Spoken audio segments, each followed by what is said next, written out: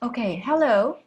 Welcome everyone to the virtual book launch of China Goes Green at NYU Shanghai. This talk is hosted by the Center for Global Asia and co-sponsored by the Global China Studies Program. My name is Selena Hong, Assistant Professor of Literature and the Center's Interim Director for this academic year, acting on behalf of Director Tansen Sen. Today, we're very happy to begin the Center's year-long web events with this exciting webinar. I'd also like to take this opportunity to announce that over the next 3 months, we will continue to run a multidisciplinary lecture series on topics related to global Asia, also on Zoom. So please stay tuned for more event announcements on the Center for Global Asia website. Before we begin today's session, I'd like to request that our audiences please do not record this session. We will record the webinar and make it available in the events channel of our website.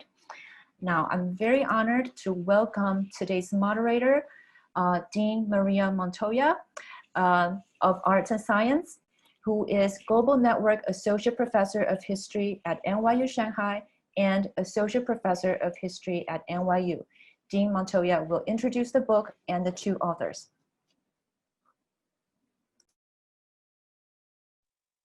Okay, you would think after 9 months of this, I would know how to unmute myself, but here we are. I'm so pleased to be doing this webinar today and to introduce the two authors and the book. It's a really exciting piece. Our two authors who are with us today is first of all, Judith Shapiro. She's the director of the Masters in Natural Science and Sustainable Development for the School of International Service at American University, and also the chair of the Global Environmental Politics program there. She was one of the first Americans to live in China after the US-China relations were normalized in 1979. And she taught English at the Hunan Teachers College in Changsha, China. She's also taught at Villanova, the University of Pennsylvania, the University of Aveiro in Portugal, and the Southwest Agricultural University in Chongqing, China. She was a visiting professor at the Schwarzman College at Tsinghua University. Professor Shapiro's research and teaching focus on global environmental politics and policy, and environmental politics of Asia, and the Chinese politics under Mao. She is the author, co-author, and editor of 9 books, including with Ife, China Goes Green, Coercive Environmentalism for a Troubled Planet, China's Environmental Challenges, Mao's War Against Nature, and also Son of the Revolution, After the Nightmare, and also Cold Winds. A big welcome to Judy for joining us today for our CGA event today. So welcome, Judy. Our other authors, my colleague, Ife Li, who's Assistant Professor of Environmental Studies at NYU Shanghai, and also the Global Network Professor at NYU. In the 2021 academic year, he's also going to be the Residential Fellow at the Rachel Carson Center for Environmental and Society in Munich. His research concerns both the macro-level implications of Chinese environmental governance for state-society relations, marginalized populations, and global ecological sustainability, as well as the micro-level bureaucratic processes of China's state interventions into the environmental realm, which you'll see all in this book. He has received research support from the U.S. National Science Foundation, the University of Chicago Center in Beijing, and the China Times Cultural Foundation for other resources. He's also the co-author with Judy on China Goes Green, and his recent work appears in Current Sociology, International Journal of Urban and Regional Research, Environmental Sociology, Journal of Environmental Management, and other scholarly outlets. He received his master's and PhD degrees from sociology at the University of Wisconsin-Madison, and his bachelor's degree here in Shanghai from Fudan University. So welcome, Ife, and welcome, Judy. Great. I want to sort of get right to the questions. But before I get started, I think it's really timely that this book has come out at this particular moment. It is clear we are at a precipice in dealing with the impact of climate change All it takes for those of us who live in the United States, having spent the last few months, in the summer I was in the American West in Colorado, and between the floods, the fires, we are beginning to really see the impact of climate change. And so is most of the population. I think for the first time, it's really becoming a visceral concern for global citizens and for Americans as well. And I think it's very clear that there's no way we can really have effective mitigation of climate change unless China participates in a meaningful way. And I think I would even argue that there's no way we can really affect change unless China takes some sort of leadership role in making these changes to create a real impact. The fact that China and not the US has stayed in the Paris Accords for climate change, I think says a lot about the current sort of state of these policies. So I really want to spend some time today talking with our two colleagues, getting their take on how we sort of balance this and how we begin to move forward. So I'm going to start by asking you both a question. I'll let you guys talk. We'll go on for a little bit. And then probably about a half hour or so, we'll open it up to questions from other people on the Zoom session today. So Judy and Ife, in this book, it seems to me that you're really arguing that coercive environmentalism is some kind of sliding scale. It's not just an on-off switch. And I think in the final analysis, simply having the government just dictate a policy and then follow up with strict enforcement is not entirely effective. And I think you guys do a really great job of showing that. And you both seem to be arguing that there needs to be educational campaigns and a certain amount of buy-in from the public, even in a country like China, in order to create a truly successful program. And I think on the other hand, you both would argue that volunteerism alone isn't going to solve the problem. You need some kind of enforcement mechanism in order to make this successful. So in your minds, what's the perfect balance between volunteerism and coercion, and how would you sort of set up that balance? Thanks, Maria. That's a really good question. I think it may be helpful to just set up our discussion a little bit by, first of all, telling the reader a little bit about where Judy and I come from in terms of this project. One of the main things that motivated us in coming together to write this book is really our concerns that we're seeing a lot of scholars and observers and commentators in the West speculating the possibility of what they call authoritarian environmentalism. The idea that you can use authoritarian means to achieve environmental ends. And if the end goal, environmental protection, is noble enough, then this seems to be enough to justify the use of draconian authoritarian measures. And we, in this book, try to evaluate that hypothesis. We set out to look for actual examples of authoritarian environmentalism, which really is the foundation of this book. But what's really interesting about our process of researching and writing for this book is that we're not finding exactly the kind of authoritarian environmentalism that scholars and commentators have been speculating. On the contrary, what we conclude in the book is that we're finding a tendency to go into environmental authoritarianism.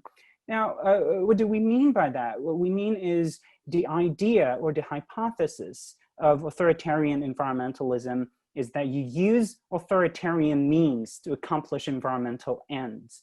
But what we're finding out in many of the cases is the tendency to use environmental justifications to consolidate the reach of authoritarianism. That suggests to us is precisely the kind of tension that Maria, you were talking about earlier, in terms of this spectrum of observations in which on the one hand, we've got great environmental ambitions and intentions on the part of state actors, but using draconian measures to accomplish them. On the other hand, we've got a lot of environmental pretexts and green cloaks for what in fact turns out to be geopolitical ambition or citizen control agenda or various aspects of the authoritarian agenda that's at play. What we try to argue in this in this literature, in this landscape of observations, is that we don't necessarily need a middle point, but what we do need is to place state power firmly in check. We need citizens, we need scientists, journalists, filmmakers, NGOs, and civil society actors to come in and play a more significant role, to play a more active role in not necessarily challenging the state, but more importantly, to assist the state, to hold state power in check, to ask for transparency, to advocate for environmental sensibilities and experiences that may not be immediately apparent to state actors. So that's, I think, what, at least in my view, is the most important argument that we're making. But to Judy, please add if I've missed anything. Yeah, so first of all, I want to say I'm really, really happy to be here in Shanghai from my home in Washington, D.C., where we're not providing great leadership to the free world here in Washington, D.C. So let me say, I thought Ife did a great overview of the core arguments of the book, but let me sort of say it again in my own words. I think there were two main impetuses for the book. The first being the sense that democracies seem to be failing at dealing with global environmental problems, whether it's climate change or biodiversity loss or other problems. And therefore, there's this sense that we're running out of time and all we need is a green dictator and everything's going to be much, much better. And so sometimes that might be true, right? I just read that China has banned those little bottles, the plastic bottles that you get for your shampoo in hotels, you know? Yeah, who really needs that, right? But what we found in as we researched this is that more often than not, the Chinese state uses a cloak of green to further authoritarian aims that it had already, even before environmental concerns became so paramount. So you can think about, for example, the term ecological migration, which sounds on the face of it like something great, like maybe, I don't know, coastal communities decided not to rebuild after a hurricane and rather to recognize that sea level rise and extreme weather was making that area not hospitable. But that's not what ecological migration means in the Chinese context. Rather, it means that nomads are being asked to settle into urban settings where the state can keep an eye on them, whether that's in northern China or western China. And the Chinese state has been trying to, quote unquote, pacify the borders for centuries, but now finally they have another reason to do it. Same thing with the dam building spree, right? We call that in the book green grabbing. The motivations for building these dams may or may not be to achieve some kind of renewable energy target. But when the state tells a community that's going to be displaced that they have to do it, they have to agree to be displaced because of some kind of international commitments that China has made to achieve sort of a low carbon growth or even carbon neutrality, it makes it that much harder for these communities to resist. So those are the two main impetuses. And while I have the floor, can I'll give you a really quick overview of the structure of the book. The book is organized in 4 parts. We focus on the more developed eastern part, the less developed western part, the Belt and Road Initiative, and even the global commons where China is embarking on what we're calling outer space environmentalism. And for each of those sections, we identified tools that the state tends to rely upon. And those tools include things like campaigns and crackdowns, target setting, behavior modification, one-size-fits-all policymaking, green grabbing and ecological migration, which I've already mentioned, sort of a discourse of win-win development, green technocracy, and engineering the atmosphere. So those are just a taste, but that's the general structure of the book. And The last thing I want to say before I yield the floor back to Maria is just that it's been an incredible delight to work with Ife on this book. I cannot think of a more seamless collaboration that I've ever had in my life. He was in Shanghai, I was in DC, we're working on a Google Doc, wake up in the morning, oh, look at all this great stuff that Ife has done, go back to sleep, you know, and we really complemented each other beautifully, and we're very proud of the book that we've produced together. So I hope people will have a chance to read it. Great, thanks both of you for that. That's a great overview. So maybe could you talk a little bit about how you see these two sides balancing, right? I mean, how would you answer, Western democracies who do feel like, we're being failed by our governments and we're not being effective and we're not meeting, our own goals, in particular in the United States. I mean, what are some of the tools that, we could take from your research, and how could that be sort of used in a more balanced way? Thanks, Maria. Maybe it's useful here to share a few examples from the book. We structured the book to have many, many case studies, and really these case studies formed the very foundation upon which we built our entire argument. One of the cases that we spent a lot of time researching into and looking into, and in fact, in my own previous work, I also talked to many of the officials that were involved in these projects, was the rehabilitation of the Loess Plateau in northern China. One of the most remarkable aspects of the project was how the project itself had the Chinese state at the very center. Various central state agencies and provincial level state agencies got involved in deciding the overall trajectory of the project. But it was by no means a project that was single-handedly led by the Chinese state. It involved World Bank experts back in those days, and many of these World Bank experts weren't Chinese. It was a team of international and domestic experts. It was, most importantly, a multidisciplinary group of experts that involved ecologists, chemists, forestry scientists, sociologists, and economists. Now, the point of pointing that out is that this group of experts worked in such close collaboration with local communities for 2 good years. They didn't do anything, they didn't implement any project on the ground during these 2 years. What they did was that they engaged in a fact-finding mission in 2 years, talking to community members, talking to villagers, trying to understand what they have been going through and trying to understand what they did in their livelihood choices that led to environmental degradation in some parts and perhaps helped them restore certain aspects of the ecosystem in other aspects of their life choices. And they also interviewed people to find out more about what they remember from previous generations, what they remember from their grandparents who may or may not have told them about the past experience on the Loess Plateau.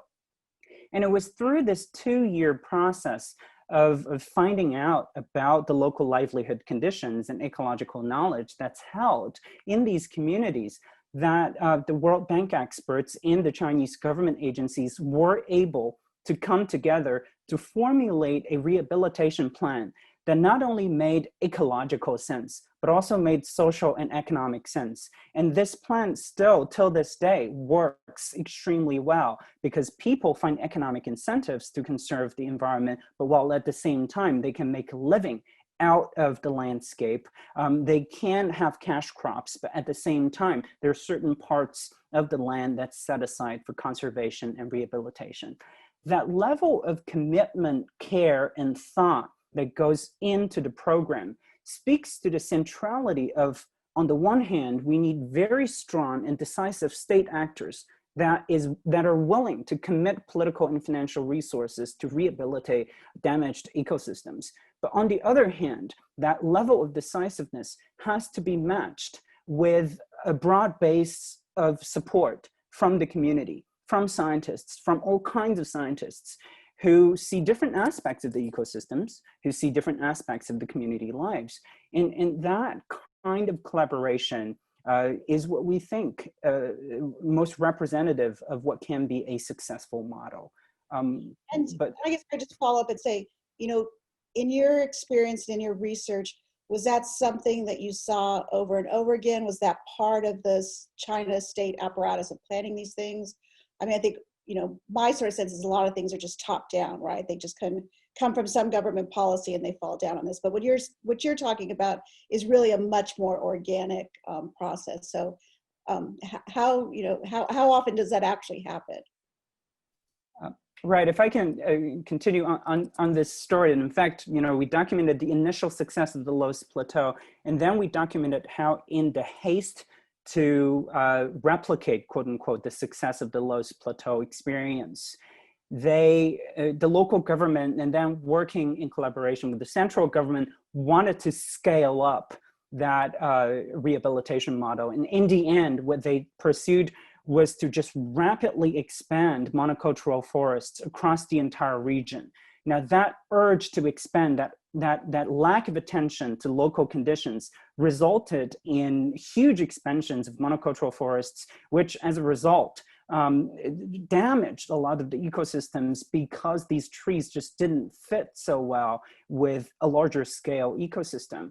So I think, you know, the initial story, notwithstanding the initial success story, notwithstanding the longer term pattern that we're documenting, is indeed, Maria, like you pointed out, that we're seeing a lot of top-down interventions that lack the kind of thinking, the kind of care that's necessary to produce success. But Judy, you might want to add something to that as well. I just want to add quickly that what Ife is describing is this phenomenon of target setting gone awry, right? So there's a very quantitative technocratic approach that the state often uses, and lower level officials are always looking upwards to see whether they're going to get promoted, whether they're going to get demoted. We saw that problem with the coronavirus when it first broke out, right? The lower level officials were afraid to give bad news to the leadership, so they suppressed this. So one of my favorite examples in the book, even though it was just short-lived, but I think it really illustrates the problem, is that last summer, there were very strong anti-air pollution targets that had to be met. And in Henan, some of the local people were using their threshing machines, and the chaff in the air created these artificial spikes in pollution readings. And so the local officials banned the use of threshing machines, and those local farmers lost their entire crop. So this is an example of how this kind of emphasis on meeting targets, I mean, it's almost like a Mao era kind of thing, right? Like the Great Leap Forward or something. This emphasis on meeting quantitative targets often ends up harming some of China's most vulnerable and doesn't achieve the goals that they're intended to achieve. Similarly, Ife identified a situation where there were a certain number of wastewater treatment plants that had to be built within a certain amount of time. And so they were built like crazy, but most of them weren't linked to the grid. And by the time they were going to be linked to the grid, they were old technology. And so they ended up basically having been a waste of effort, money, and time. So we see this kind of pattern quite a lot. Great, thank you. Could both of you or one of you describe what you would consider to be the most successful case study that you found in your research?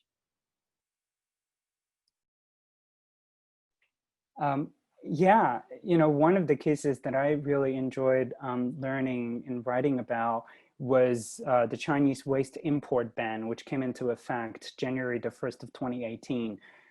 There was a lot of discussion around the start of 2018 that the ban was going to come into effect. It was going to cause huge disruptions in the global waste economy and so on and so forth.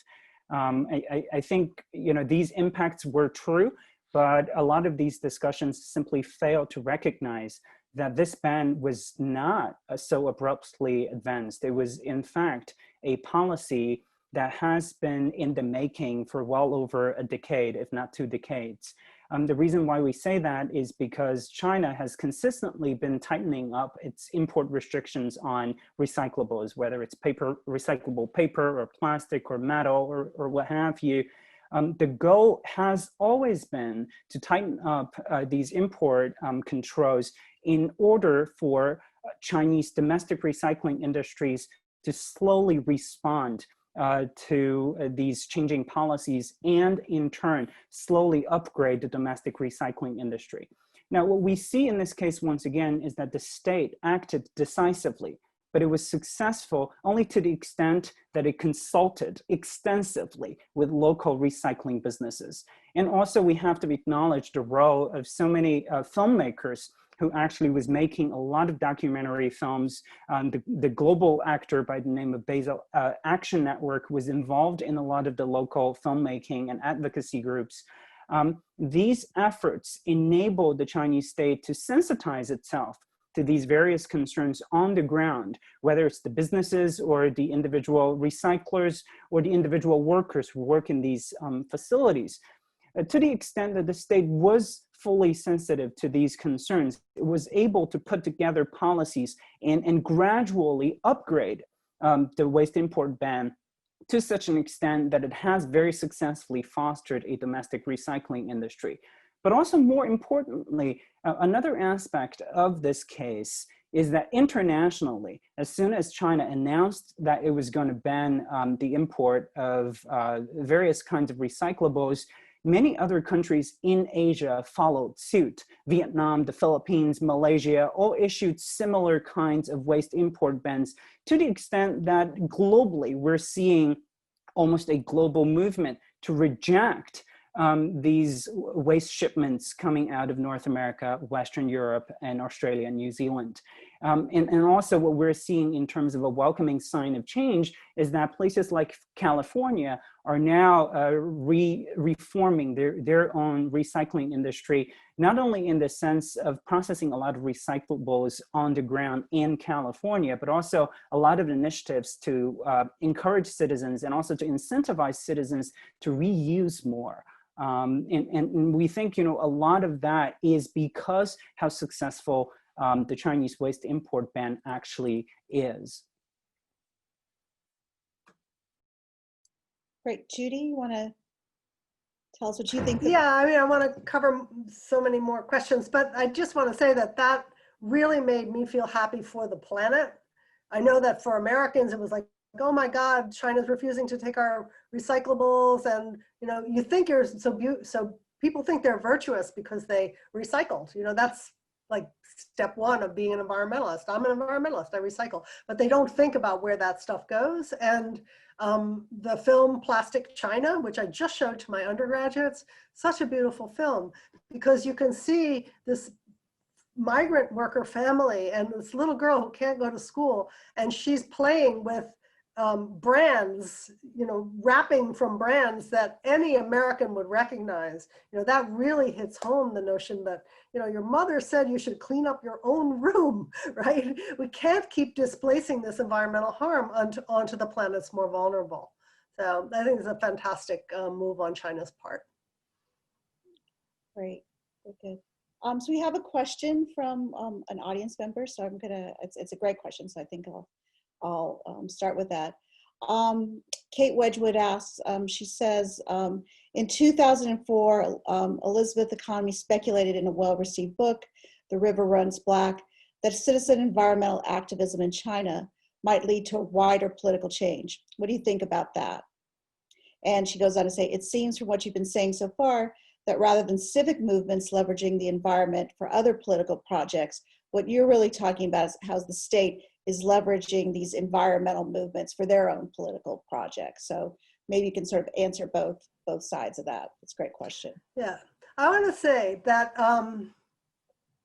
for the longest time, some sort of pro-democracy people in the West were looking at China's environmentalism as if this was going to be the beginning of the fall of the wall in some way. And this kind of notion that environmental activism was going to be some kind of wedge for other kinds of political change was A, misinformed, and B, was not doing the Chinese environmental movement any kind of favors. It's true that for environmentalism, there's been political space that hasn't been available to groups that are working on in other sectors, in other areas. But the Chinese environmental, we think about civil society in the West as existing in that space between the individual and the state, and also working sort of against the state in some way or to counterbalance the state in some way. In China, that's not the way it works, right? All of you in the audience know that, right? To be an successful environmental group in China, you need to have partners inside the state. And that's not that different in some ways from what happens in the West. There's a lot more penetration by the state of civil society than many people would think. Look at Gramsci's notion of penetration, right? But still in China, there's a tendency in the West to look at the Chinese state or party state as monolithic, but it's much more complicated than that. And there are groups and forces within the state that are really trying to deal with environmental issues. And this is not only because they are tree huggers, which they're probably not, but because the legitimacy of the Chinese state rests on dealing with this very intense pollution of air, of water, of food. And the state also understands the long-term implications of climate change with glacier melt and then ultimately floods and falling aquifers and sea level rise and extreme weather events and so on and so forth. The state understands that perhaps more so than the ordinary Chinese citizen who's worried about breathing and getting sick, right? So the push to deal with environmental issues is part of this packaging of the ecological civilization kind of national direction that Xi Jinping has articulated. And I think that's actually a fascinating concept. And maybe we can get Ife to talk about ecological civilization a little bit because he does it so well. But just to say, I don't think Elizabeth Economy had the right, that wasn't the right question really. But what's interesting is to see how Chinese civil groups have expanded their repertoire of strategies and tools over the years, from simple, in the Liang Congjie era of 自然之友, of picking up trash and planting trees, to all kinds of accountability politics, information politics, transparency politics that Ma Jun has done with providing government data to ordinary citizens to empower them, or this app that Ife told me about originally, the clean and smelly waters? No, black and smelly waters. Black and smelly waters. Okay, maybe Ife, you jump in. The Black and Smelly Waters app, what a great app, right? So citizen science in a way, or citizen monitoring of pollution. Then you see black and smelly waters, you take a picture, you upload it, and that puts all kinds of pressure. So the ordinary citizen becomes the eyes and ears of a government that doesn't have the personnel to monitor all these violations of pollution on the ground. I want to first thank Kate Wedgwood for the question, and also thank Nick Young for asking the question. And thank you for the two of you to join our call. Your daughter, Tiantian Wedgwood Young, has been such an amazing student and colleague at NYU Shanghai. So thank you for everything. But to the question specifically, I think it's really important for us to understand ecological civilization. A lot of people shrug it off as though this term is just yet another propagandist creation for China. And I tend to think that there are real meanings, both discursive meanings and nationalist meanings that tend to be underappreciated, I think, in the academic literature. The reason why I say that is because ecological civilization carries with it a very clear intellectual baggage that is decidedly Chinese Marxism. And the other aspect is China's ambition to be the civilizational leader of the 21st century. Let me try to unpack each of that a little bit. Ecological civilization in many ways represents Chinese Marxists' work to expand the Marxian theory of the stages of development from agricultural societies to industrializing societies, to fully industrialized societies, and then capitalism, socialism, and communism. Now, Chinese Marxists are arguing in a fashion that's not unlike how Marx described the stages of development, that a previous stage of development has its own production conditions, and these conditions turn out to constrain the previous mode of development, and then they give rise to a new mode of growth, and ultimately growing into a next stage of social arrangement. Chinese Marxists are arguing that ecological civilization is this next thing. They're suggesting that after capitalism, they're envisioning a new stage of ecological civilization that previously weren't accounted for in the canons of Marxism. They're suggesting that China is going to be the empirical model for living out this new approach to the stages of development, this new addition to the stages of development. So that's really the intellectual side of ecological, ecological civilization. But there's another side to it, which is China has been, the official historiography has been suggesting in China that the 19th century and the 20th century were both periods of humiliation for China. China was great, China was glorious, was the longest continuous human civilization on the planet.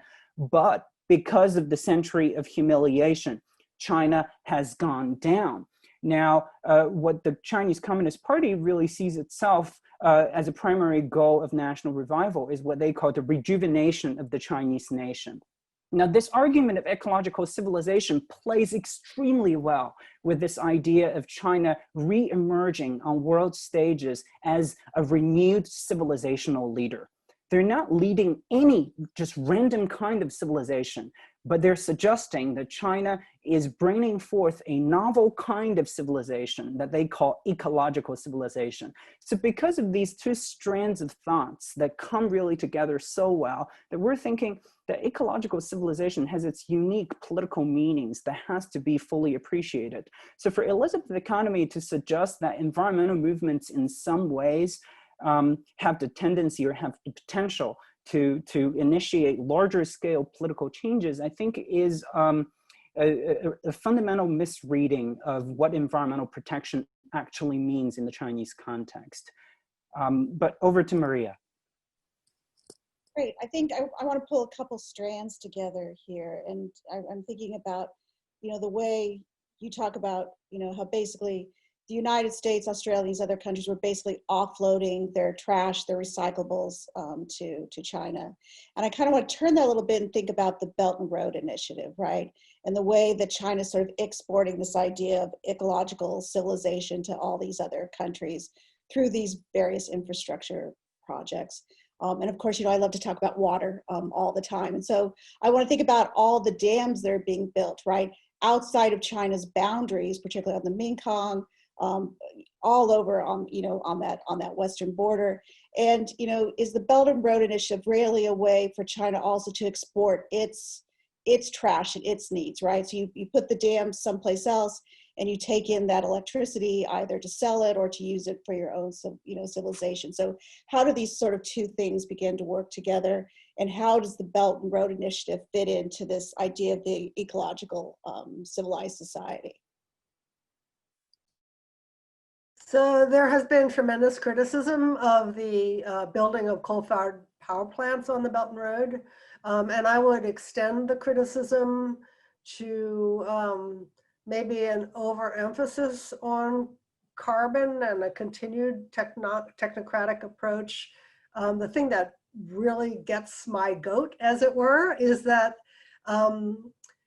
there seems to be no understanding of the impact of habitat fragmentation.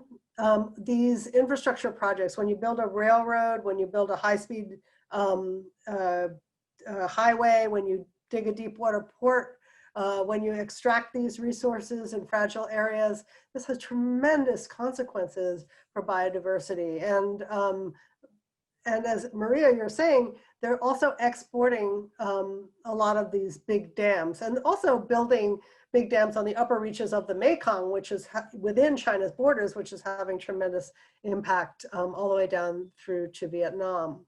Also a lot of tension with India these days, right? Because China controls the third pole, the water tower of the world. And so many of the dams, the rivers that go into South Asia and even into Central Asia are under China's control.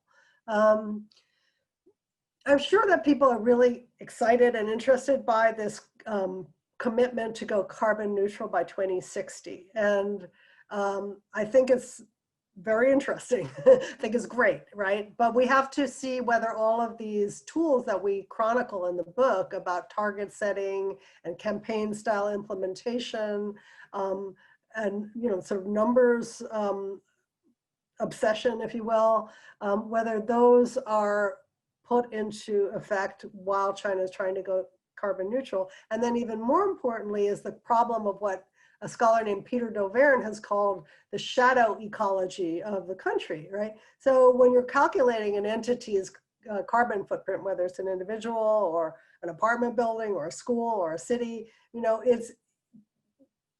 people often forget to calculate what comes in and what goes out, right? So as long as China is exporting its excess capacity in coal, as long as it's carving up habitat, then we have to look more carefully at that claim of carbon neutrality and see whether, there's really no reason China couldn't be doing much more on this front. And they claim, oh, we're just respecting the laws of the recipient country, or, Sri Lanka wanted a coal-fired power plant. We're just giving them what they wanted. That, we're not being political here. We're not imposing ourselves on recipient countries. But in fact, they need to do much, much more. They need to meet at least their own standards rather than just looking at the standards of the Belt and Road countries. I just want to add to that by pointing out that a lot of the Belt and Road initiatives the BRI programs are ostensibly green. The Chinese state actors are framing and marketing many of these initiatives as win-win, as green, as environmentally beneficial, but that simply doesn't square with empirical reality. We're seeing highways and railroads and infrastructural projects, deep water seaports that are cutting through sensitive ecological habitats, that are having very dramatic ecological consequences for the planet. So that part is simply a part that doesn't fit so well. But there's another part that's profoundly technocratic about China's undertakings on the Belt and Road, in the sense that China is actively exporting various kinds of technological tools to its Belt and Road partner countries, whether it's surveillance cameras for monitoring citizens. And once again, these surveillance cameras sometimes are framed as environmental tools that they're exporting on the Belt and Road, in the sense that they are describing a model of governance, which they suggest works extremely well domestically in China, when you can monitor citizens for everything that they do, from the kind of trash that they dispose of every day and the kind of recycling activities that they do, to the nomadic groups where they are every day, and the extent to which they can urbanize. So the argument for, quote unquote, the China model seems to be that if a state can deploy similar constellations of technological tools, they can also monitor their citizens so well that citizen behaviors can be modified into an environmental outlook. That is a very significant part of the BRI technological exports that we're documenting in the book. But it's not just that. We're also seeing that Chinese state-sponsored exports of Chinese-owned satellite data, remote sensing data, that they're trying to cover initially the entire Belt and Road, but ultimately the world at large, and then using these Chinese state-owned proprietary data to provide, quote unquote, development solutions to its Belt and Road partner countries.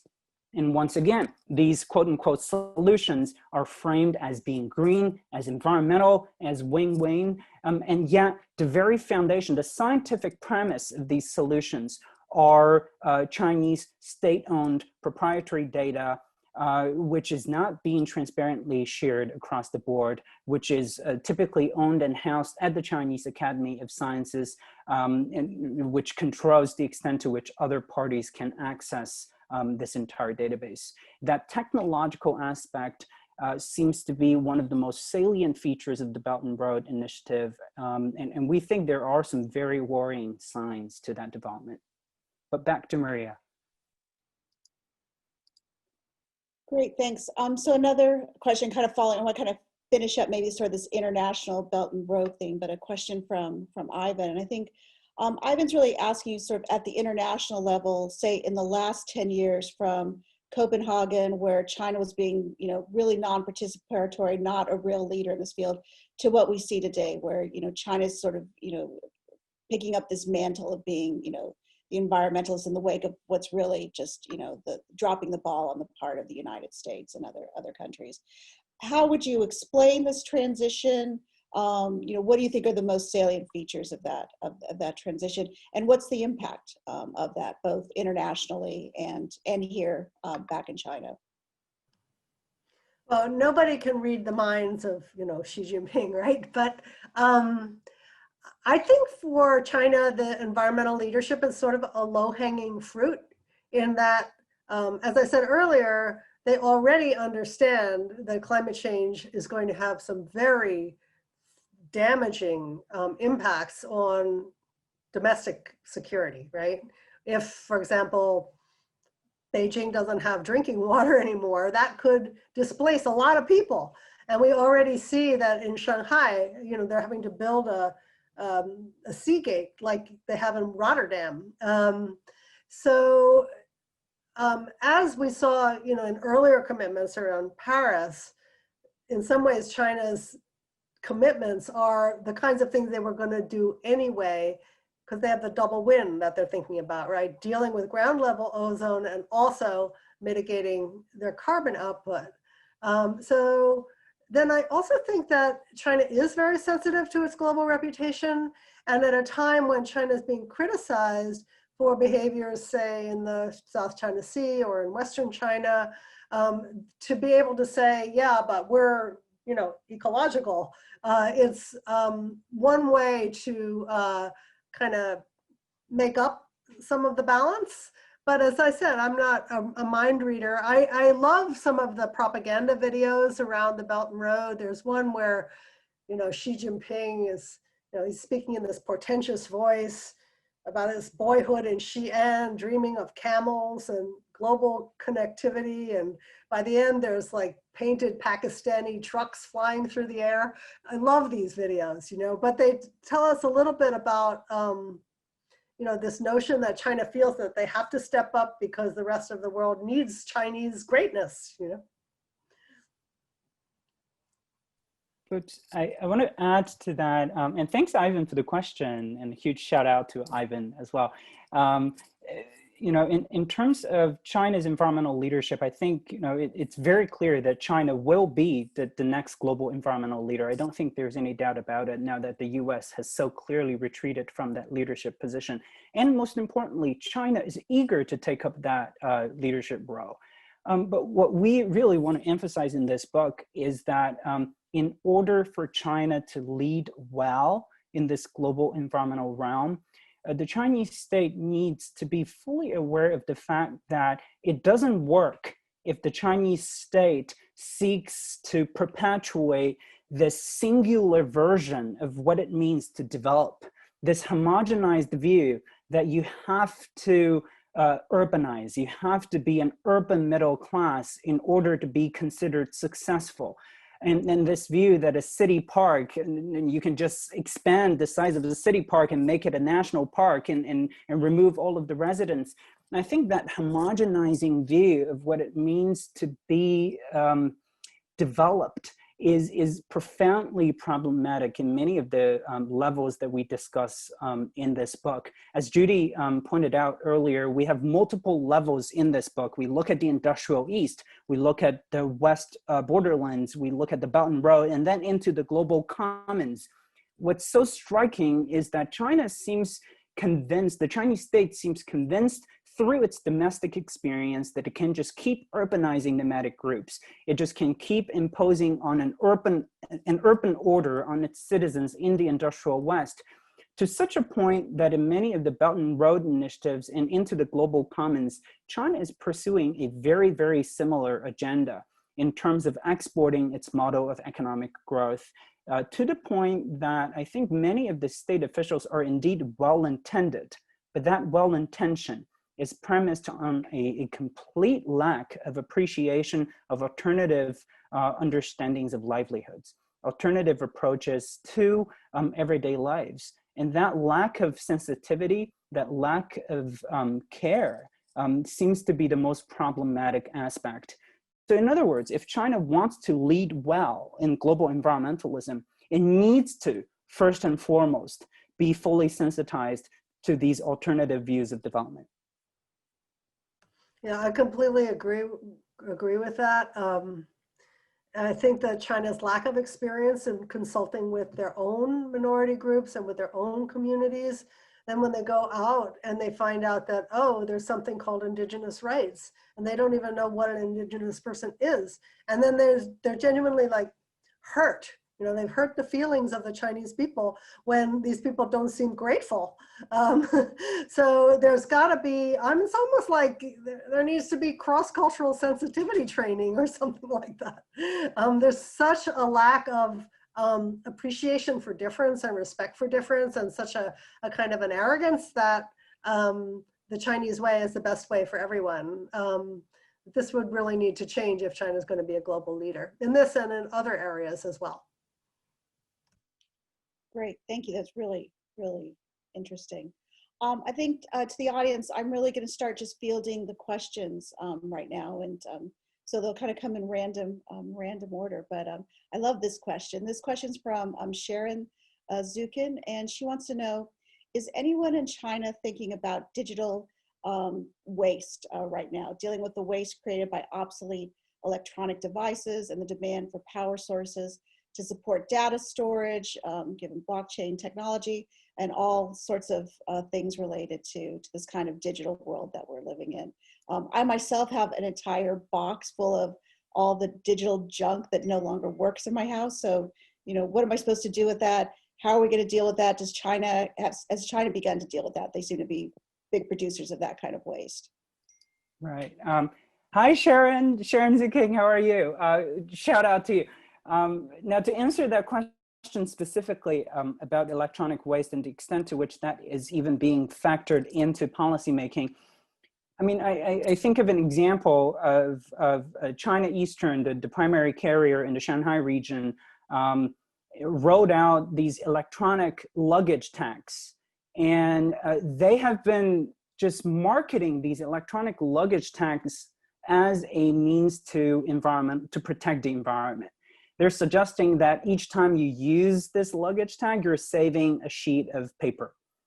Now, that's an argument, but it's an argument that simply doesn't withstand any scientific scrutiny, because as Sharon alluded to in the question, there's just simply no attention to what this piece of electronic device is going to do to the environment after its end of life.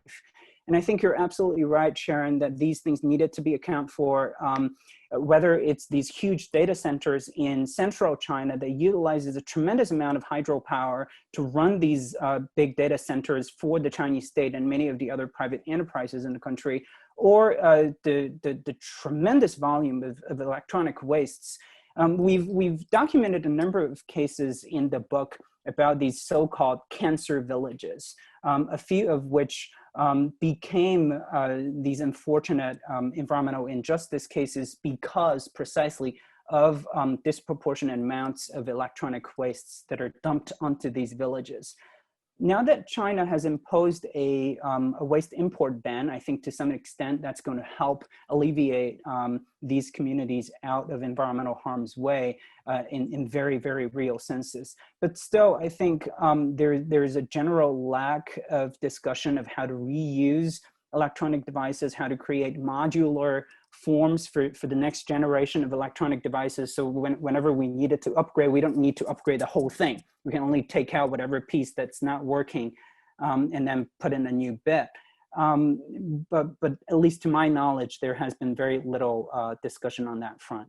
Mm-hmm. I do know there's a campaign, I don't know if it's still underway, I think it was a Greenpeace campaign against Hewlett-Packard, and they were doing street theater where they would say HP equals harmful products. And the idea is that you try to pressure, there's also Madryn has a whole electronic scoreboard, right? So the idea is that you try to pressure the manufacturers of these products to to make them in a way that they're more easily reused. So a lot of alloys aren't really necessary. They make shiny or they make it hard or something, but it's not really required, you know, for the use of this thing. So if manufacturers can manufacture in a more sustainable way, more reusable way, that will be a big step. And also, as we were talking about, you know, the recycling ban and America should clean up its own room.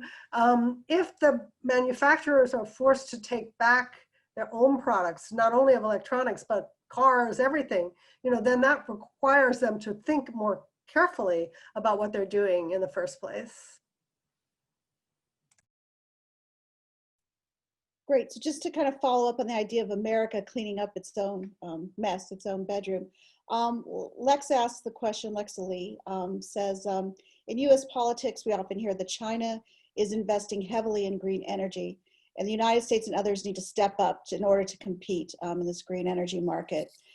She wants to know, is this a right interpretation of China's investments in green energy? And are these investments competitive in an economic sense? And what's a good policy recommendation for the US looking at these energy investments? Great question. Yeah, Lexa, thanks for the question. It's an interesting question because green energy as a sector has perhaps been the most discussed policy area in China by these people who advocate for quote unquote authoritarian environmentalism. They oftentimes cite China's green energy promotion policies as evidence of what authoritarian environmentalism could accomplish. So in a lot of ways, this sector has been used precisely by these other scholars and commentators to make their case. We don't engage with this particular policy area in our book for a number of reasons. One is that the full life cycle environmental cost of green energy devices are really unclear at this point. We don't know, for example, what's going to happen to these wind turbines once they reach the end of life. What's going to happen to these solar panels? Now, we're not talking about an ordinary piece of electronic equipment. We're talking about equipments that are extremely high tech, that uses multiple types of heavy metals, that many of which aren't recyclable, and the device itself is simply not manufactured to be reused.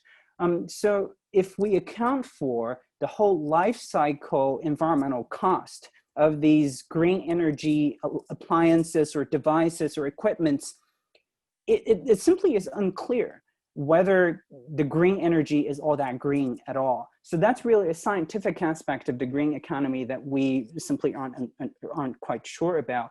The other aspect is, Alexa, I think as you alluded to in your question, is how sustainable is this whole model? We're seeing that the Chinese state using all kinds of subsidies to support the domestic green energy sector. And for those of us who live in Shanghai, we all know that if you buy an electric vehicle or a hybrid vehicle, you get a free license plate from the city government, which typically costs something like 80,000 yuan. It could be higher. I'm not fully on top of these new developments, but I know it's extremely expensive. So that's one example of the state providing a form of incentive. But we also know that these individuals who purchase these hybrid or electric vehicles can't find enough charging stations in the city of Shanghai. And as a result, many of them have been using the traditional fossil fuel engine in lieu of the actual hybrid or electric engine that's available in the car. So in that sense, I think, policy-wise, we're seeing a lot of movement, we're seeing a lot of subsidy, but the extent to which that's actually environmental, the extent to which that's actually sustainable as a policy initiative are open questions at this point. Do you want to add anything, Judy? No? Okay. Next question from Eric Sanderson. Hi, Eric. I've been thinking about you lately, actually, and he wants to know about wildlife conservation in China. And he, of course, is thinking especially about tigers in the Northeast. So how, we've talked a lot about air and fauna, but we talk a little bit about animals and any impact you've seen there. So yeah, we have strong, passionate feelings about wildlife here. So we do have a section in the book, mostly as a positive example, particularly with respect to the shark finning ban. And then we explore also the elephant ivory issue, which of course is a harder sell in that the Chinese cultural appreciation for ivory carving is very deeply felt, much harder to deal with. And then of course the poor pangolin and you know, the whole strength of traditional Chinese medicine and the belief that you have to have the actual product of the actual animal, that chemical substitutions will not serve well enough, plus the rising middle class who can then afford this stuff, plus filial piety and the fact that, you know, if grandma can drink this thing and feel stronger, then, you know, I don't care how expensive it is, she's my grandma. So these things are really hard to change. You add also the relationship between wildlife consumption and the coronavirus and the potential for other viruses to hop from species to species becomes a very urgent issue. I know there's been a lot of progress in supposedly banning some of these wildlife markets, but they were banned after SARS too, and then they came back. So it's going to take a more serious political will than the government has demonstrated so far. I think that even, well, you know, this isn't my book, but years ago, that wonderful book, When a Billion Chinese Jump, the Guardian journalist chronicled that in visiting protected areas, there was a banquet with endangered species on the menu, you know, so these are really difficult issues. And the other thing is, of course, that they're so decentralized, right? So every little town has a little, you know, a huaniao shichang, right? Everybody, there's animals being sold everywhere. And, you know, as you see turtles in buckets on the sidewalk on a bridge in Beijing, right? So where do those turtles come from and are they endangered? It requires a lot of knowledge to understand that. So, you know, I sometimes despair. One time I was in New York City with some Chinese people and we were in Central Park and we were at the lake and there are all these turtles at the lake and these Chinese guests were like, oh my God, why isn't anybody eating those turtles? You know, so this is like a very deep thing. I you know, thank you for your work on the northeastern tiger. Yeah. Great. I just want to encourage people, especially if they're students who are online, to put in a question. The next question is from, these three are kind of all together, but I think, let me start with Eric, so I think we can build off and answer a few others here. So our colleague Eric Hunman asks, and we haven't seen Eric for quite a few months, so hi Eric. I'm curious if your cases of environmental policy speak at all to the ongoing debates in China studies about the central-local relations and the general narrative about greater centralization under Xi. What do you see in your cases? How centrally managed is China's environmentalism these days? And I'll let you answer. Mm-hmm. Yeah, thanks, Eric. Great question. Hope to see you back in Shanghai soon.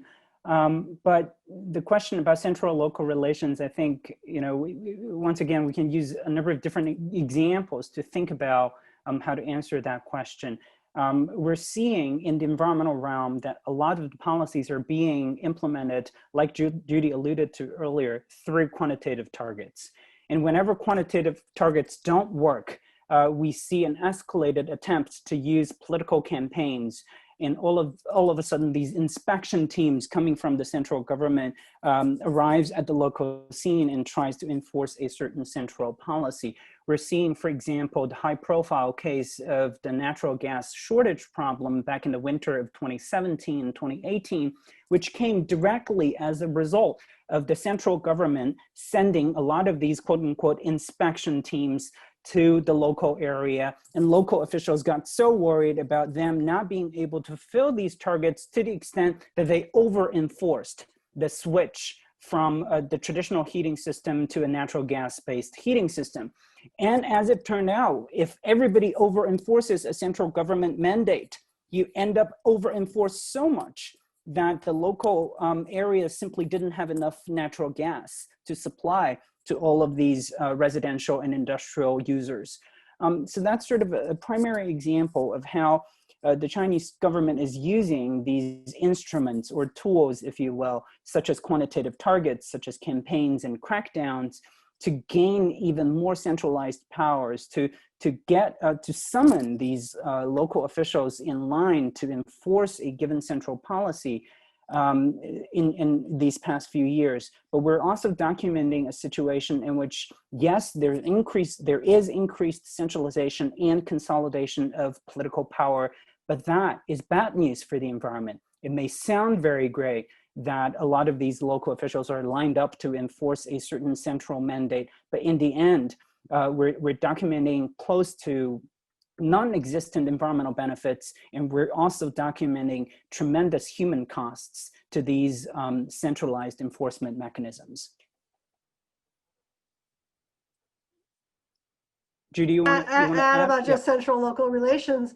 I think really a core theme of our book is the lack of access to supervision from below. So as long as officials are kind of always looking upwards for their performance evaluations and never being supervised from below, which is like the old mass line, right? It's in Maoism. We're not even asking, just saying, go back to your roots, right? Go back to this notion that the ordinary people have something to say.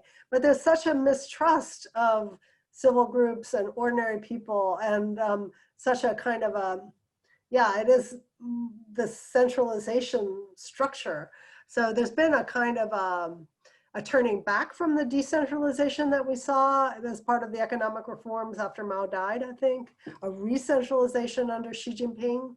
And on the one hand, that allows the country to be, to make draconian decisions in a short amount of time. But on the other hand, the space, if you will, for public participation seems to have shrunk again after, the glorious 80s and then the oopsie in 89 and then sort of a expansion again. But it seems as if groups and ordinary citizens feel more and more squeezed these days.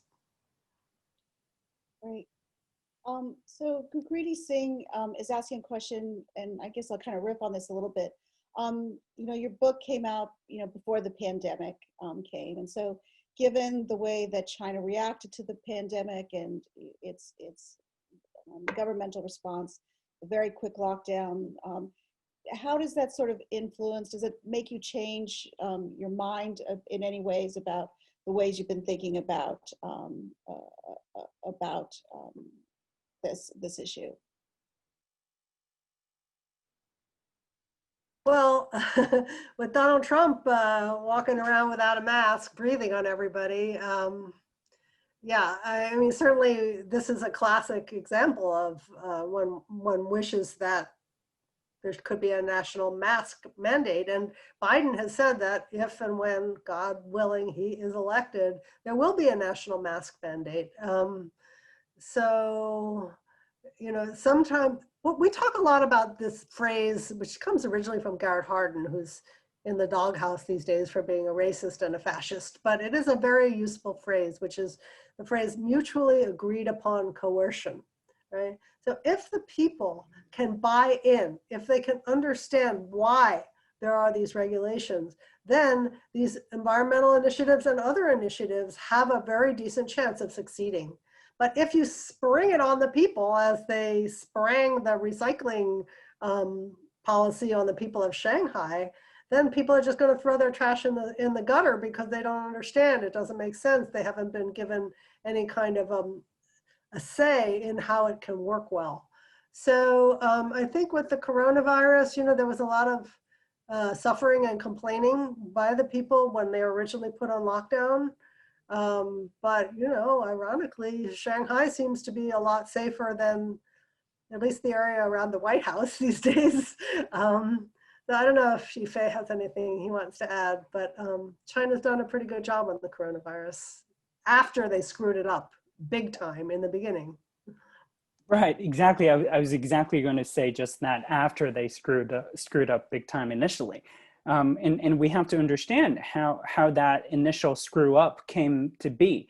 It was precisely the kind of fear on the part of local officials that led them to suppress initial reports of positive cases, that led them to even persecute some of the doctors who were spreading information.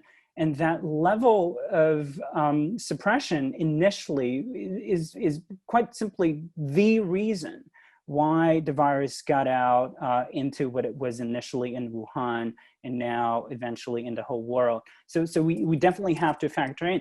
Now, the success of Chinese pandemic measures notwithstanding, I think, you know, I've experienced it. I was quarantined for 14 days. I was tested at the Pudong airport. It was completely uncomfortable, but the nozzle tests were just the most uncomfortable of all the 5 tests I have experienced this year. But still, that success notwithstanding, we really have to understand the initial mess and how it was created. And in the book, when we were submitting the final manuscript to Polity, our publisher, we managed to add a few paragraphs in different places throughout the book about the coronavirus pandemic. And I think we really have to understand the mandate to wear a mask, for example, and how it was initially framed. And also we have to understand in Hong Kong, for example, how the Hong Kong government introduced a local mandate that banned people from wearing masks just 2 months before the pandemic, because the local government in Hong Kong wanted to use facial recognition technologies to actually capture all of the protesters on the streets of Hong Kong. So that level of capricious movements on the part of state officials, whether it's in Hong Kong, whether it's in the mainland, I think are fundamentally problematic. And the beginning of the pandemic really speaks a lot to these problems. And then how do you explain this, the change, right? In the way that, you know, really messing up at the beginning, but really within a month or two, making a real shift and adapting to the information that they had available to them at that point. I mean, the United States still hasn't made that shift. Right, that's definitely true, which is, once again, in the book, we really applaud the level of decisiveness on the part of the Chinese state in many of their environmental moves. But once again, that decisiveness alone isn't going to cut it. That decisiveness has to be based on a broad base of support, a wide range of information that comes into the field of vision for the Chinese state. One of the things we really want to emphasize in the book is that we're not advocating for China to adopt the kind of US or UK democratic institutions. We're decidedly not advocating for that. What we're very simply advocating for is to revive an aspect of the Chinese political apparatus that Mao called political consultations. It's written into the Chinese constitution that the Communist Party is expected to consult with various political voices, various society groups, in order to make sure that the leadership of the Communist Party is not compromised by its single-minded pursuit of its own goals and agendas and interests. In the coronavirus as well, I think initially, precisely because the state acted alone, the state acted in defiance of what the medical scientists were telling them, acted in defiance of what these professionals were discovering on the ground, that it made a lot of mistakes at the beginning. But once it wrapped its hands around to begin to listen to these scientists, to let these scientists submit to them their most cutting edge reports of thousands of the initial cases, then they wrapped around and established these amazing control measures, whether it's in the city of Shanghai or in the country at large. So once again, the decisiveness is something that we truly admire, whether it's in the Loess Plateau or the waste import ban. And I think there's an element of that decisive move that is admirable in very real ways. But once again, it's just one element. That element has to go hand in hand with openness, with transparency, with a general willingness to listen to the people. Great, thanks. A question from Roger Raffer. He says that China professes to want to use market-based thinking in its environmental management, such as national emissions trading, cap and trade, renewable energy certificate markets. How does this interact with environmental authoritarianism? And will these markets then actually work in China, or are they doomed? Right? That's the pessimistic side of that. I can give a very quick answer to that.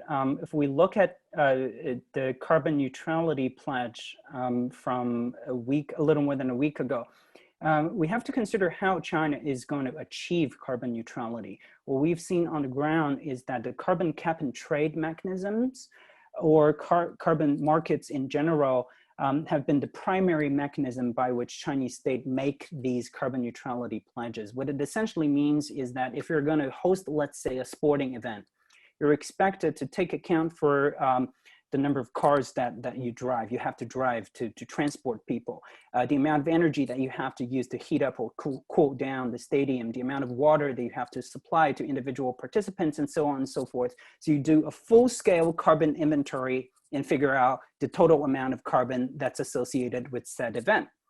And then what happens is you compare your total figure to your carbon emission quota. Now, this is where things becomes a little iffy, if you will. The quota, in other words, is assigned to a given event or a given entity or a company or a community. But it's extremely unclear in the past and still not today how these carbon credits are allocated and on what basis are these carbon credits allocated. And when individuals and entities and companies have to go through these carbon cap and trade mechanisms in order to satisfy these carbon neutrality requirements, it gives the Chinese state essentially sweeping power to allocate carbon. And we have to remember that every single thing we do on this planet emits carbon. Whether we like it or not, we could figure out ways to reabsorb that carbon, to sequester that carbon. But whatever we do, you and I sitting right here using an electronic device is carbon emitting. And when that carbon cap and trade mechanism is being not exactly transparently set up, and Chinese state actors having the authority to allocate these permissible carbon emissions, I think that gives them an awful lot of power. And I'm not sure we're willing to give them that. But Judy, do you want to add to that? Great. Jennifer Tao asked, I think, sort of a two-part question. And I think the first part is really asking, so, we've seen these taxes on plastic bags in New York. You don't get a plastic bag anymore, get in, or if you get one, you have to pay a nickel or a quarter or whatever for it. And we sort of begin to see these going throughout the United States. Is this a form of authoritative environmentalism in your mind? I know some red state people who would certainly think a ban on plastic bags is authoritative. Well, no. It's not an outright ban, it's a tax, right? So if you plan ahead, you don't have to, then you bring your bag, right? When I first lived in China, back in 1979, there weren't these piles of trash everywhere because people use these net bags, right? You'd go shopping with your net bag and you'd fill up your groceries and take it home. And there was no packaging at all. And so we didn't see these mountains of trash. So I don't think that the plastic bag tax is a regressive tax.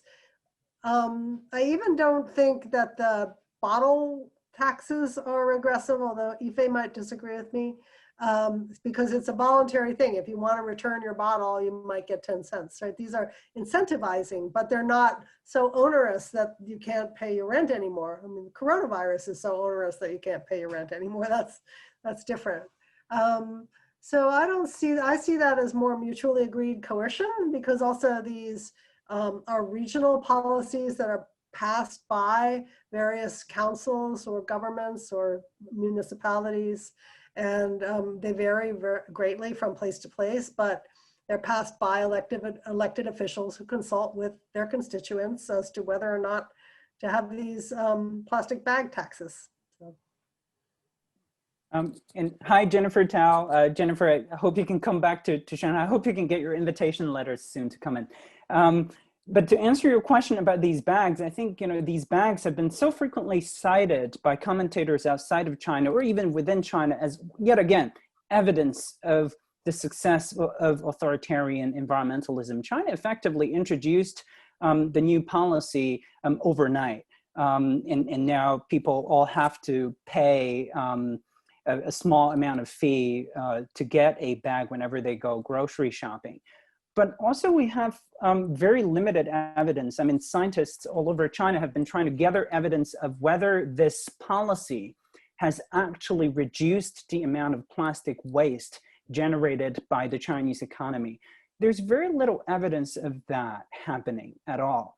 And yet, at the same time, what we are indeed seeing in China is, the food delivery industry has grown so rapidly that, okay, you can't get a free plastic bag when you go to the supermarket, but you can order a lunch and get 3 plastic boxes, a packet of single-use chopsticks, and a plastic bag. And maybe if the restaurant wants to appear to be super nice, they double bag your lunch. Right. So yeah, on the one hand, we're seeing an attempt to reduce plastic waste, but on the other hand, in terms of the overall amount of waste that's produced by this economy, I don't think there's any evidence of a measurable effect of that ban. And also the fee that you have to pay is just so small that most people don't even care. It's a 10-cent fee, so it's really not a significant economic incentive in any way. That's great. I think you did a good job of sort of answering Jennifer's second part of the question, was really like, how does this apply to the food industry, right? And I certainly saw this during COVID. I'm such a fanatic about not using plastic, not getting takeout, and all of a sudden you're in this world in which that's really limited to you because of the way you need to be sanitary, all these other concerns that are really impacting it. And I guess also thinking about, I think you both talked about this earlier, sort of this drive to have a certain kind of middle class income in China, and to be a certain kind of middle class person, right? That means that you don't cook for yourself, that you're getting all these other deliveries and things to your home almost immediately. So that's just a great question, Jennifer. I think it really goes to the how these things are just all so intertwined and so complex, when actually we just want really a simple answer, what's the best solution here. So that gets me to I think the last question here, and Alma's I think has a question that kind of wraps us all up really nicely, and she says, if environmental authoritarianism isn't the answer, then which regime types around the world are actually doing the best job on environmental management? And is there any evidence that China is quietly looking abroad at other models around the world to incorporate this into their own environmental management, either at the central level or at the provincial level?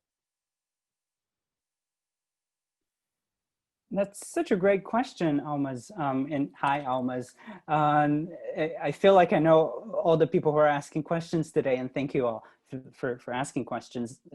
That's a really interesting question. I really like the aspect about whether Chinese state actors are actively looking at other examples for lessons that they can potentially learn. I think they indeed are.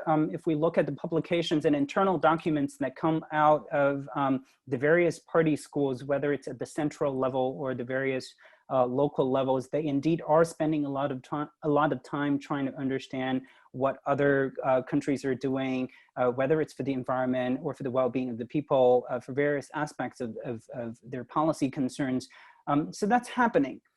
But what we don't know, and once again, going back to Judy's earlier point, we can't read their minds. We're seeing a lot of evidence of them doing these fact-finding investigations, but it's unclear to us whether any of it is being implemented or even being implemented in an adapted form in China. In fact, in my next book, my dissertation book, I'm going to have an entire section about Chinese international collaborations. But what I am documenting in that chapter is, in fact, a situation in which a lot of Chinese state actors using these foreign entities, whether it's the European Union Commission in China or the German embassy in Beijing, as an alibi for what they have been wanting to do all along. They've been wanting to build a rapid transit system for a relatively sparsely populated city.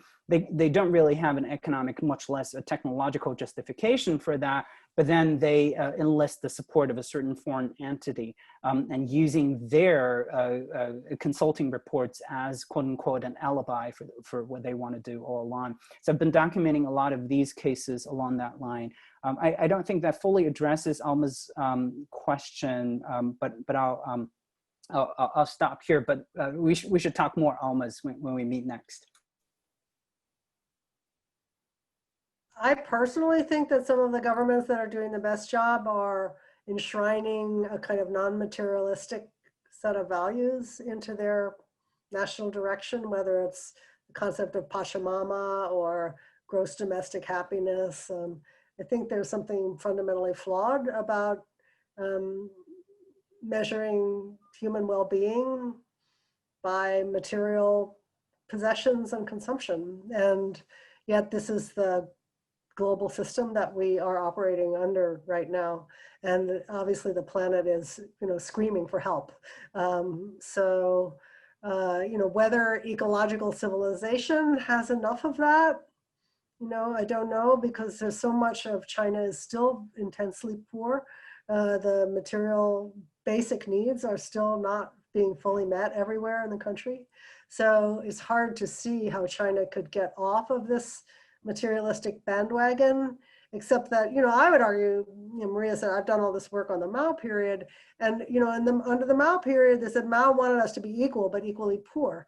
And so as a result, after Mao died and there was the reform and opening, there was this pent up desire, to have like a cushion on your chair, because then under Mao, if you had a cushion on your chair, you were like a bourgeois counter-revolutionary roader, So this pent up desire plus, coupled with this notion of kind of don't think too hard, we're going to raise your standard of living and everything's going to stay sort of as it was, if you get what I'm trying to say, then this kind of need to continue to raise people's living standard becomes kind of the deal that the people made with the state. And so how China can get off of this materialistic bandwagon is not clear. We already see the preoccupation with luxury goods, with status symbols. And one of my favorite stories in the whole world is from Business Week. I don't have personal knowledge of it, but all these billionaires bought, some $1,000 bottles of wine, and they all got together as Chinese do to enjoy it communally, put a big punch bowl, they opened the wine and they all poured their wine in together, mixed it up and shared it. So this is like there's not a whole lot of, context, if you will. I remember being accosted on the street by somebody. She said, is Malika a good brand? Is Malika a good name? And I'm like, what's Malika? And then I figured, oh, it's Mary Kay Cosmetics. And she wants to become a Mary Kay salesperson. So I'm blabbering on here about this, but I feel as if, if ecological civilization could somehow incorporate a sense of humility and a sense of that the value, what matters in life is not whether you have a luxury car or a certain kind of status symbol, then that would be a very hopeful kind of a trend. Yeah. Great. Well, thank you both. This has just been such a delight. I think not only the content of the book, which is just so timely and wonderful, but also seeing the two of you collaborate together. I think it seems like it's been a wonderful relationship for both of you and very, very productive. So congratulations to both of you on the book. You've gotten great reviews so far that I've seen. And so thank you for having me do this. It's really been a pleasure. I'm going to turn it back over to Selena, who I think will close out our session this evening. And thanks. First, we want to say thank you, Maria. Thank you, Maria. Thank you, Maria. And can I have the floor for just a minute more? I do want to thank a lot of people at NYU Shanghai. I just want to say that it takes a village. I have it actually printed out to make sure that I don't miss anything. It takes a village to write a book. In the case of China Goes Green, a big part of that village is called NYU Shanghai. Many of my friends and students and former students at NYU Shanghai offered encouragement, support, and assistance. I want to take this opportunity to thank a few of them. First and foremost, a huge shout out to Isabella Baranek, who worked here as a fellow and before that studied here as a student. She has been the first and most patient and thoughtful reader on multiple drafts. So thank you, Isabella. And to Qianchun Yuan, who goes by the name Kay during her time at NYU Shanghai, she helped translate and manage all of the citations in Chinese. And to Marcela Godoy, who generously shared her excellent artwork for this book. And to Ivan Willis Rasmussen and Bo Donners, both of whom gave helpful feedback on multiple earlier drafts. And also to Tian Tian Wedgwood Yang, who assembled the book's index and discussed so many of these ideas in the book during our numerous conversations over the years. And finally, I just want to thank Dean Maria Montoya for chairing today's event. I also want to thank Tansen Sen, Selena Han, Mingming Li, and Haozhe Li for hosting us. Thank you, everyone. I couldn't have done this without you all. And most importantly, thank you, Judy, for being such a great co-author. All right, back to Selena. Thank you, Yifei. Thank you, Judy. Thank you, Maria, for such a wonderful, extremely enlightening conversation. Just a quick note to all of the audiences, please order the book. We do have the book order form in our event website. Okay, so if you check our website, you can find the book order form. That's a wonderful conversation. Thank you, everyone, for tuning in to CGA website. Have a wonderful rest of the evening and the day. More events will be coming up later in the semester. Thank you. Thank you. Everybody.